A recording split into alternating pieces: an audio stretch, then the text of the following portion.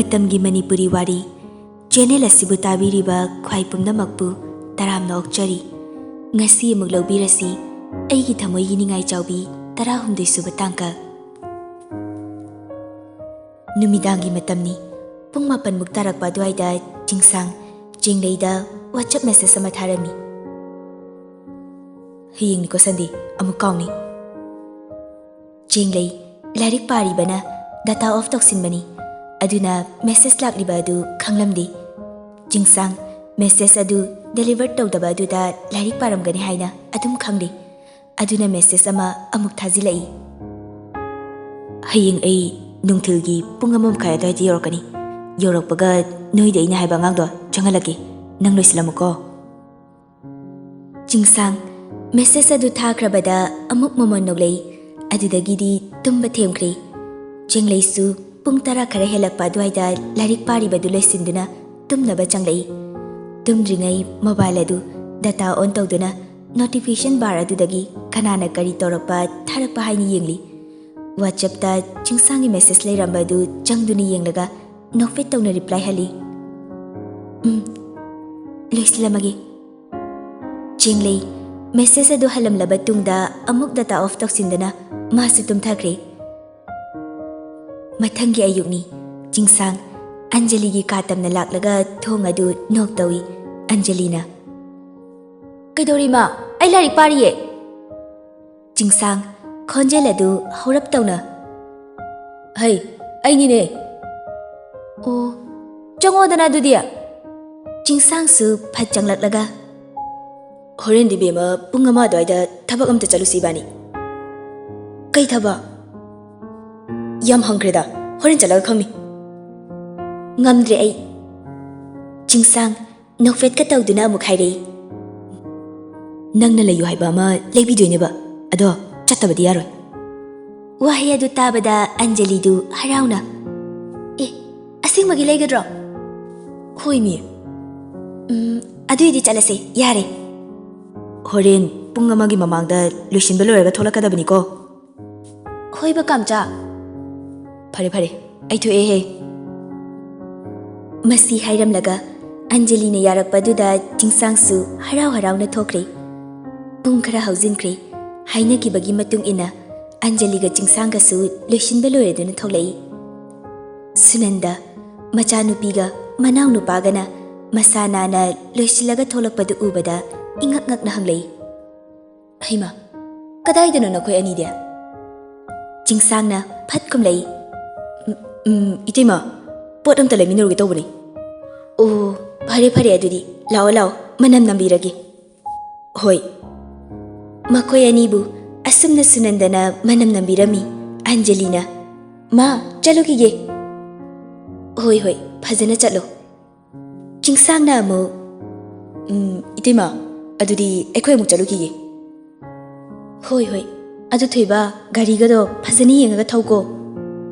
Hoi tema makoy anisu asumna gari adu thauduna laklami sum thaurakpana jinglei hoigi leiraktuda thaujilakpa aduda Anjalina ingak ngakna hairei kainu sidi jinglei hoigi leiraknina jingsang gari sukumlakti magi gari thopam thokpa tumina thauri minute amani gi matungda jingsang gari adu khami Anjali su gari khamlakpa aduda akoiba duda yenglei aduga amuksu ngakna hairei kaino kamcha sidi jinglei hoigi thongalni jingsang mong hadana aduna bu khamine isu wahai aduda hanadagi ngaktuna leiramba Anjali do amukke hena ngakre Anjali jingsang da ngakni yengduna hairei sidadi kedo bu jangduino ihe jangda jango aduga ne Moi mama hoida kai no khara haijilaga nangna yanaba khara silaga amta puthoro wahi aduda Anjali mamit managa du lak thoklaga aduda amu kai gino haise hangleranu kok jango handakti Anjali gari sukhumlamdana gari dagi phatkum tharaga saurangnana gam changkri somda chenglaisu haina ki bagi matung ina loisin beloreduna Yumyai ka aduda mama amadi maboka loinana punna phamduna leiri Hemabati ꯃꯁꯨꯗ ꯑꯣꯟꯁꯤꯟꯗꯨꯅ ꯍꯥꯏꯔꯛꯏ꯫ ꯅꯃꯥꯟꯅꯕꯤꯒ ꯀꯗꯥꯏꯗ ꯀꯩꯗꯧꯕ ꯆꯠꯀꯅꯤ ꯍꯥꯏꯕꯅꯣ ꯏꯁꯨꯊꯣꯏꯕꯤꯕꯣ? ꯆꯦꯡꯂꯩꯒꯤ ꯃꯃꯥ ꯏꯕꯦꯆꯥꯅ ꯑꯣꯏꯅ ꯈꯨꯝꯂꯛꯏ꯫ ꯁꯨꯇꯤ ꯅꯨꯃꯤꯠ ꯑꯣꯏꯕꯁꯤꯗ ꯃꯃꯥꯟꯅꯕꯤ ꯃꯌꯥꯝꯒ ꯄꯨꯟꯒꯅꯤ ꯍꯥꯏꯕ꯭ꯔꯥ ꯀꯩꯅꯣ? ꯃꯌꯦꯛꯀ ꯁꯦꯡꯅ ꯍꯥꯏꯕ ꯅꯠꯇꯦꯗ ꯏꯃꯥ꯫ ꯑꯣ, ꯀꯔꯤ ꯀꯔꯤ ꯂꯝꯗꯒꯤ ꯅꯃꯥꯟꯅꯕꯤꯅꯣ ꯏꯁꯨꯊꯣꯏꯕꯤ? ꯑꯗꯨꯒ ꯄꯨꯟꯕꯅ ꯀꯗꯥꯏꯗ ꯄꯨꯟꯒꯗꯧꯔꯤꯕ? ꯃꯕꯣꯛꯀꯤ ꯋꯥꯍꯪ ꯑꯗꯨꯗ ꯆꯦꯡꯂꯩ ꯈꯨꯝꯐꯝ ꯈꯪꯗꯦ꯫ ꯑꯣꯏꯗꯕ ꯉꯥꯡꯕꯁꯨ ꯍꯩꯕ ꯅꯠꯇꯦ꯫ ꯑꯗꯨꯕꯨ ꯃꯇꯥꯡꯅ ꯌꯥꯗ꯭ꯔꯗꯨꯅ ꯃꯃꯥꯗ ꯑꯣꯏꯗꯕ ꯉꯥꯡꯈꯤꯕꯅꯤ꯫ ꯃꯕꯣꯛꯅ ꯑꯃꯨꯛꯀꯁꯨ ꯍꯪꯂꯛꯄ ꯑꯗꯨꯗꯗꯤ ꯈꯨꯝꯗꯕ ꯌꯥꯗ꯭ꯔꯗꯨꯅ ꯕꯨꯕꯣꯛ, ꯂꯝꯕꯨꯗꯤ ꯋꯥ ꯑꯗꯨ ꯂꯣꯏꯕ ꯅꯪꯗꯦ ꯃꯄꯥꯟꯗꯒꯤ ꯑꯟꯖꯂꯤꯅ ꯀꯧꯕꯗꯨ ꯇꯥꯔꯤ꯫ ꯆꯦꯡꯂꯩ! ꯏꯃꯥ! ꯕꯨꯕꯣꯛ!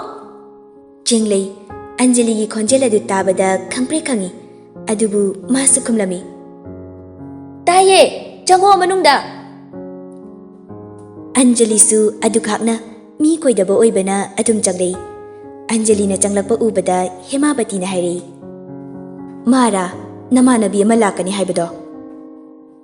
ꯃꯕꯣꯛꯀꯤ ꯋꯥꯗꯨ ꯇꯥꯕꯗ ꯑꯟꯖꯂꯤ ꯃꯄꯨꯛꯅꯤꯡꯗ ꯈꯜꯂꯛꯏ꯫ ꯏꯁ, ꯀꯌꯥꯗꯨꯅ ꯌꯦꯡꯉꯨꯅꯤ, ꯑꯩꯉꯣꯟꯗꯒ ꯀꯔꯤꯝꯇꯒ ꯍꯥꯏꯗꯤꯌꯦ꯫ ꯃꯣꯏꯅ ꯍꯥꯟꯅ ꯄꯥꯎꯒ ꯂꯣꯏꯅ ꯐꯥꯎꯅꯊꯣꯛꯑꯗꯅ꯫ ꯅꯠꯇꯦ, ꯁꯤꯕꯨ ꯑꯩꯅ ꯂꯥꯛꯂꯝꯗ꯭ꯔꯗꯤ ꯀꯩꯝꯇ ꯈꯪꯉꯝꯃꯣꯏꯗꯣꯏꯅꯤ꯫ ꯏꯁ, ꯃꯥꯡꯖꯔꯝꯒꯅꯤꯗ꯫ ꯑꯉꯥꯡ ꯑꯣꯏꯖꯔꯕꯁꯨ ꯑꯗꯨꯈꯥꯛꯅ ꯄꯪꯕ ꯅꯠꯇꯦ ꯑꯟꯖꯂꯤꯁꯨ꯫ ꯑꯗꯨꯅ ꯍꯩꯅ ꯁꯤꯡꯅ ꯃꯕꯣꯛꯅ ꯍꯪꯂꯤꯕ ꯋꯥꯍꯪꯗꯨꯒꯤ ꯄꯥꯎꯈꯨꯝ ꯄꯤꯔꯛꯏ꯫ ꯑꯧ, ꯃꯥꯅꯦ ꯕꯨꯕꯣꯛ꯫ ꯆꯦꯡꯂꯩꯒꯤ ꯃꯃꯥꯅ ꯍꯩꯃꯥ, ꯏꯆꯥ ꯑꯣꯏꯔꯦꯗꯅ ꯑꯩꯈꯣꯏ ꯊꯣꯏꯕꯤꯅ ꯍꯥꯏꯔꯤꯁꯤꯗꯤ꯫ ꯍꯣꯏ ꯃꯃꯥ꯫ ꯍꯦꯃꯥꯕꯇꯤꯅ ꯑꯃꯨꯛ ꯑꯣ, ꯑꯗꯨ ꯏꯁꯨꯗꯤ ꯀꯅꯥꯒ ꯂꯥꯛꯀꯦ?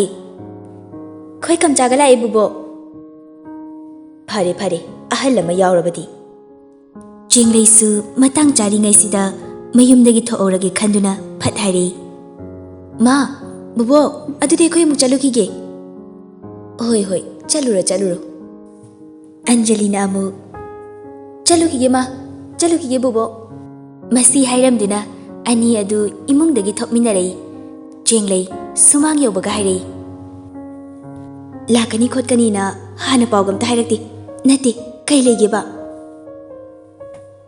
ꯑꯟꯖꯂꯤ ꯃꯃꯤꯠꯀꯗꯨ ꯂꯥꯎꯊꯣꯛꯇꯨꯅ ꯑꯦ, ꯑꯗꯨꯒꯤ ꯋꯥꯍꯪꯗꯨꯗꯤ ꯑꯩꯅ ꯍꯪꯒꯗꯕꯅꯦ꯫ ꯅꯠꯇꯦ, ꯅꯈꯣꯏ ꯑꯅꯤꯕꯨ ꯀꯥꯏꯗ ꯆꯠꯁꯦꯅ ꯍꯥꯏꯅꯤꯡꯅꯣꯕ?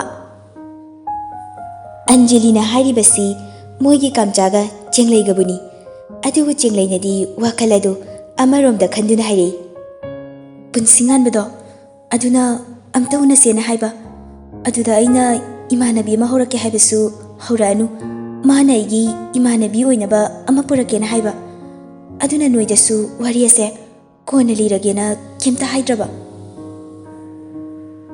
ꯆꯦꯡꯂꯩꯅ ꯍꯥꯏꯔꯛꯏꯕ ꯋꯥꯗꯨ ꯇꯥꯔꯒ ꯑꯟꯖꯂꯤ ꯅꯣꯛꯅꯤꯡꯕ ꯐꯥꯎꯔꯝꯃꯤ꯫ ꯑꯗꯨꯕꯨ ꯅꯣꯛꯅꯤꯡꯂꯕꯁꯨ ꯃꯥ ꯅꯣꯛꯇꯦ꯫ ꯅꯣꯛꯅꯤꯡꯕ ꯑꯗꯨ ꯈꯪꯁꯤꯟꯗꯨꯅ ꯍꯥꯏꯔꯛꯏ꯫ ꯑꯣ, ꯌꯥꯝ ꯇꯧꯔꯤꯖꯥꯠꯅꯤꯅꯦ꯫ ꯑꯗꯣ ꯅꯪꯅ ꯀꯥꯏꯗ ꯆꯠꯇꯣꯏꯕ? ꯌꯨꯝꯗ ꯍꯜꯂꯗꯣꯏꯔꯣ? ꯆꯦꯡꯂꯩꯗ ꯑꯟꯖꯂꯤꯁꯨ ꯋꯥ ꯂꯣꯠꯇꯨꯅ ꯍꯥꯏꯔꯛꯏ꯫ ꯍꯟꯈꯤꯔꯣꯏꯗ, ꯑꯩꯒꯤ ꯊꯕꯛ ꯑꯃ ꯅꯪꯒ ꯆꯠꯃꯤꯟꯅꯔꯨꯁꯦꯅ ꯍꯧꯕ ꯂꯥꯛꯏꯅꯦ꯫ ꯑꯩꯒꯤꯗꯣ ꯐꯠ ꯆꯠꯂꯨꯔꯒ ꯅꯪꯒꯤꯗꯣ ꯑꯃꯨꯛ ꯆꯠꯂꯣ, ꯀꯨꯏꯒꯗꯕꯁꯨ ꯅꯠꯇꯦꯕ꯫ ꯌꯥꯔꯣꯏꯍꯦ, ꯃꯤꯅ ꯀꯩꯅꯣꯝꯁꯨ ꯈꯟꯈꯤꯅꯤ꯫ ꯑꯁ, ꯈꯜꯂꯣꯏꯕ, ꯑꯩ ꯇꯧꯒꯦ꯫ ꯃꯁꯤ ꯍꯥꯏꯗꯨꯅ ꯆꯦꯡꯂꯩꯕꯨ ꯆꯤꯡꯂꯒ ꯄꯨꯊꯣꯔꯛꯏ꯫ ꯃꯈꯣꯏ ꯑꯅꯤꯅ ꯊꯣꯛꯂꯛꯄꯗ ꯆꯤꯡꯁꯥꯡꯁꯨ ꯒꯥꯔꯤ ꯃꯅꯥꯛꯇ ꯂꯦꯞꯇꯨꯅ ꯂꯩꯔꯝꯃꯤ꯫ ꯆꯤꯡꯁꯥꯡ ꯉꯁꯤꯗꯤ ꯐꯣꯔꯃꯦꯜ ꯗ꯭ꯔꯦꯁ ꯁꯦꯠꯂꯛꯇꯦ꯫ ꯐꯖꯔꯕ ꯅꯨꯄꯥ ꯁꯕꯥꯟ ꯑꯗꯨꯗ ꯂꯤꯠꯂꯤꯕ ꯋꯥꯏꯠ ꯇꯤ ꯁꯔꯠ, ꯁꯦꯠꯂꯤꯕ ꯕ꯭ꯂꯦꯛ ꯖꯤꯟꯁ, ꯇꯣꯡꯂꯤꯕ ꯕꯨꯠꯁ, ꯁꯤꯔꯤꯕ ꯍꯦꯟꯋꯥꯠꯆ, ꯀꯛꯂꯤꯕ ꯁꯝꯀꯛ ꯌꯦꯡꯕꯗ ꯃꯤꯠꯐꯝ ꯍꯣꯡꯅꯤꯡꯗꯦ꯫ ꯌꯥꯝꯅ ꯆꯝꯅ ꯆꯤꯡꯂꯦꯝꯕ ꯍꯥꯏꯕꯗꯨ ꯍꯦꯛ ꯑꯣꯏ꯫ ꯆꯦꯡꯂꯩꯁꯨ ꯉꯥꯏꯍꯥꯛ ꯇꯔꯪ ꯆꯠꯂꯤ ꯆꯤꯡꯁꯥꯡꯕꯨ ꯎꯕꯗ꯫ ꯇꯥꯟꯖꯥ ꯑꯗꯨꯗ ꯑꯟꯖꯂꯤꯅ ꯈꯪꯉꯥꯏ ꯈꯪꯖꯤꯟꯗ ꯍꯥꯏꯔꯛꯏ꯫ ꯑꯣꯏꯃꯥ, ꯗ꯭ꯔꯦꯁ ꯃꯆꯨꯒꯁꯦ ꯍꯥꯏꯅꯕ꯭ꯔꯥ ꯀꯩꯅꯣ? ꯃꯥꯟꯅꯔꯤꯌꯦ꯫ ꯆꯦꯡꯂꯩ ꯑꯟꯖꯂꯤꯅ ꯍꯥꯏꯔꯤꯕꯗꯨ ꯇꯔꯪ ꯑꯃꯗ ꯆꯤꯡꯁꯥꯡꯕꯨ ꯌꯦꯡꯂꯤꯉꯩꯗ ꯇꯥꯍꯧꯗ꯭ꯔꯕꯁꯨ ꯀꯩꯅꯣꯝꯃ ꯍꯥꯏꯈꯤ ꯍꯥꯏꯕꯗꯤ ꯈꯪꯕꯅ ꯃꯥꯁꯨ ꯍꯪꯂꯛꯏ꯫ ꯀꯩ ꯍꯥꯏꯕ ꯍꯧꯖꯤꯛꯀꯤꯗꯣ? ꯍꯥ, ꯀꯩꯁꯨ ꯅꯠꯇꯦ꯫ ꯃꯈꯣꯏ ꯑꯅꯤꯗꯨꯁꯨ ꯋꯥꯔꯤ ꯁꯥꯟꯅꯗꯨꯅ ꯆꯤꯡꯁꯥꯡꯒꯤ ꯃꯅꯥꯛ ꯇꯝꯅ ꯂꯥꯛꯂꯤ꯫ ꯆꯦꯡꯂꯩ white t-shirt ama litli aduga black jeans ki jumpsuit ama setli white sneaker ama tongli black leather na mari oiba titan handwatch ama oigi khudang adu siri masam dusu beni tanghai loli jingsang jenglei bu ubada mitfam hongdana yengli Anjali hoisu yausilaktuna hairei kamcha chasilao dana jingsangna karisu kumlaktaba aduda Anjalina saurap tawna jingsangi pambomda khupakna thaduna hairei kaino kamcha yunga leiriduna jingsangsu ikhang khangna hoi chalaslo jengleisu khangai hairei kaidano ai thabak leiye jingsang noklaga kai story ni lau thabak tuni chalisi jenglei gyan men ga tadri maso adum Anjali ga punna ka khatuna maning da tongkri jingsang na gari adu thauraga ahum adu lakminari gari manung dani Anjali du haige ma yauna hairei jenglei noi punsingan baduda khara thengna unase na haikro jenglei jingsang yauri wa du nganglakanu haina Anjali da ingit tawri Anjali gi wahai aduda jingsang su khangprek he khangi adubu gari su hairakte domina gari adu thauri amuk su front mirror dagi jenglei bu huran yengli asum lakpana manak anakpa garden amada ahum adu changminare jingsangi matung inaduna nupi macha ani dusu matung onthokduna phamliba nupa adugi manak tamna changlai jingsang nupa adu yenglaga lakpa kam kuirage nupa dusu phat onthoraklaga nokfet tawna hairei kuidrida nupa adu ubada nupi macha ani do amuk tangda ngakna khangai hairei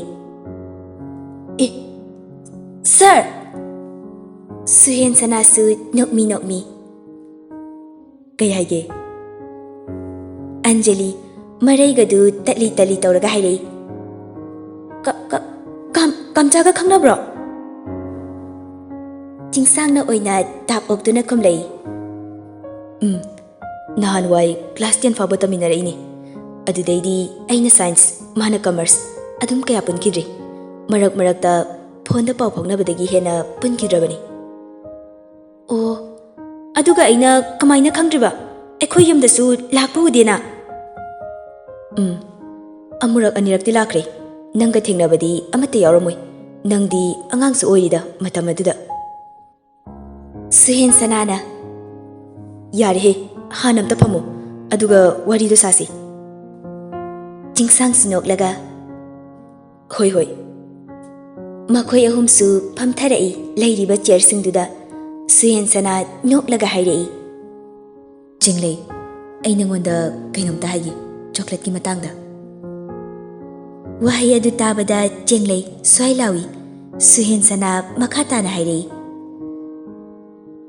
chocolate to sarna leraga pibanati itaw jingsangan bana nangwanda bibiyo hemen badagi pibane nang sarda lana khanganu ko masi haiduna amuksu nofit tawrei jenglei ngaklingai mathaktuda amukka hena ngakre marak asida Anjali su ingakna wari adu tari jenglei itap na hairei kaigi pirno haise suhen sanana maramdudi masana haizarani wahai asi loibaga Anjali da muk onsinduna hairei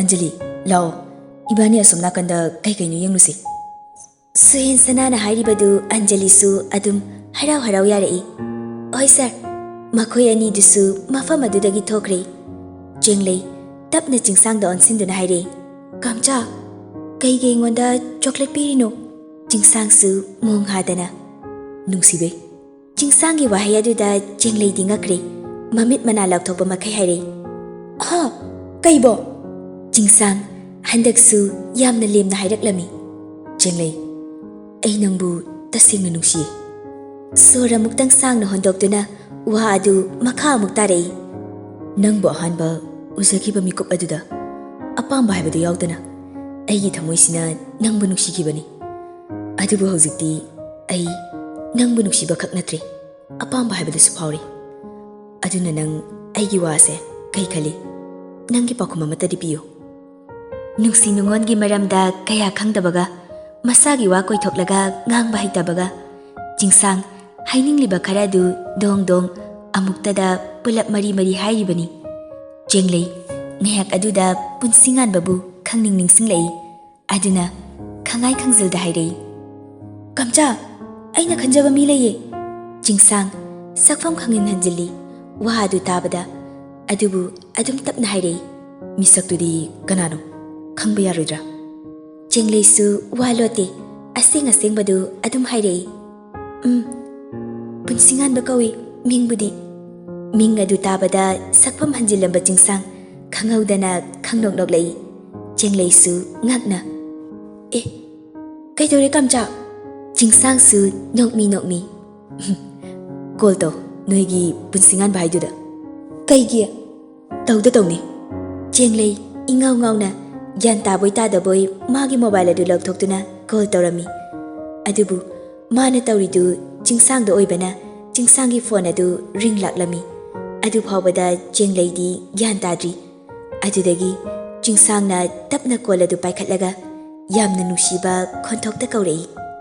Angang macha. Wahai aduda jenglei ingaknakna jingsang da yenglei. Ma gyan ngawre, sor hongani haiba phaw kaure. Darang amada jingsang da sangtrik yengduna leiri. Jingsang nokmi tawraga. Punsingan ba haibado? Aini. Sor adu amuktang sang na hondoklaga makha amuktarei. Nangbo aina nungsibe henmankibana tawkiba ngaktani masi pumba. Sengna hairabada Eigi Thamoina ihan hana nungsijakiba khoidajakiba pamjakiba misak ado atai kanasu nate nangni. Aduga aroibasu nangna oigani, atopa kanabasu aina nungsiba ngamde, ngamsu ngamloi. Jenglei dasengna ngaklei, mana nungsijariba punsingan ba hariba misak aduna magi mamangda phamliba jingsangna oiramlabada. Adudagi jenglei khangai hairei. Nangbu dangan nate kamcha kaino hai myam sibo. Kaino thajadribo? Kamaina aigi number khanglino? Haima ai ligi se warido. Masi haiduna mana number kamaina laukiba. Adagi jenglei hoigi thongalda toina laktuna jenglei bu yengjaba. Yaizitna wari sigi maramda khangba. Mana punsingan ba sakibagi wari mayam adu lirami. Wari adu liba loirakpada jenglei na hairei. Dayai su khangbro? Khangbani. Laima onthokni kaikre daidia. Ado dayai nadi karimta haidro? Jingsang su noklaga. Nungsi phongdo ona tattana hai. Loiredana. Ado kamcha chocolate ki wari sina kaino? Noi sir suyen sanase ekhoiga tinaraidana. Adagi masu nakoigi school da oza oidana. Adudo aina ekhoi bemada swaidokti. Maramdi ekhoi bemana lam henba khotpa tawradi tuminna pau piraknabanina noi sir sida loina sinabani. Adagi nanga muk thengnare. Adagidi aina numidang ama mangonda call tawraga nangsu yauna senana ba hairi. Masu adum harau ni yare. Aduga chocolate piyo haibasimadi ma ahanbada yadeba.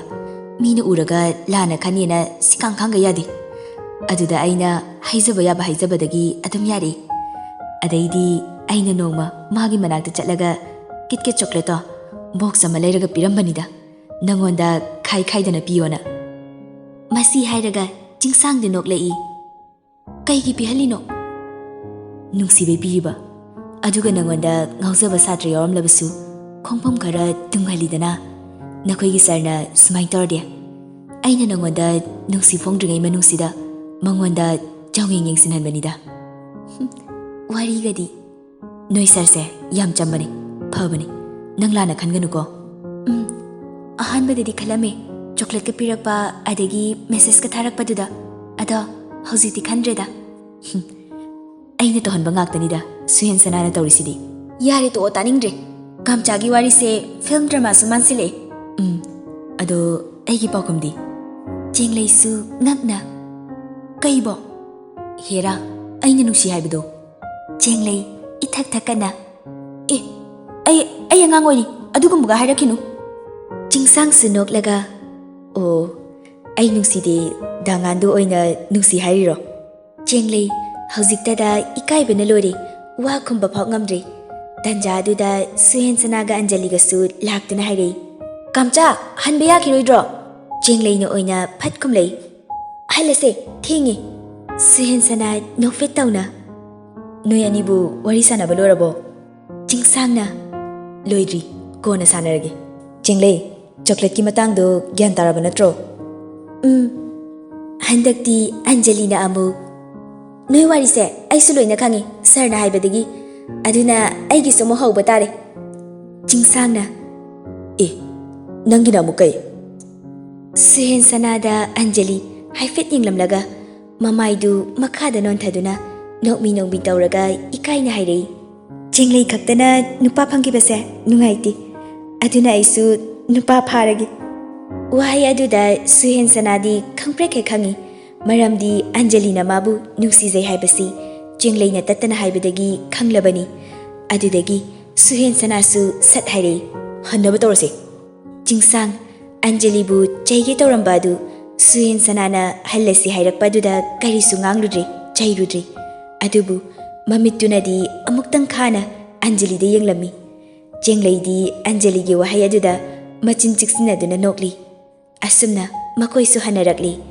Chenglei gi mayum su yoraduna gari adu khami Chenglei na adudi ay amuk lehorage ko Anjali hoi Chenglei su gari dagi kumthaki Chingsang nanghauroi matagum na hairei angang macha amta ngai ko kaino kamcha Chingsang ikai baga khangba nate sat hekta hairei horen larik paba loraga hairo wari sanase Chenglei khumde tuminna lei tadro aina haise tai kamcha yare changu Chenglei gari sukhumlamdana chanchat tawduna changkhre mataw aduda Chingsang di nokfet tawduna yenghauri Anjali su karemnaduna ho taningdre yengningdre nuksina babo haudri mingau gadi angang macha kainaga jat jadi tawri bek tingna marolama mi mana bise mako kaloi ngauramani hai chabing alakano taningde yare kamcha yumana batawse natraga swai du sumle se hai bro Chingsang handakti khumlaktre gari adu start tawduna mayum tamna thaukhre ngasai tawribasing adu Chenglei bu lona yengsiliba khabana loina uhori adudagi khudak aduda Helena da phone tawrei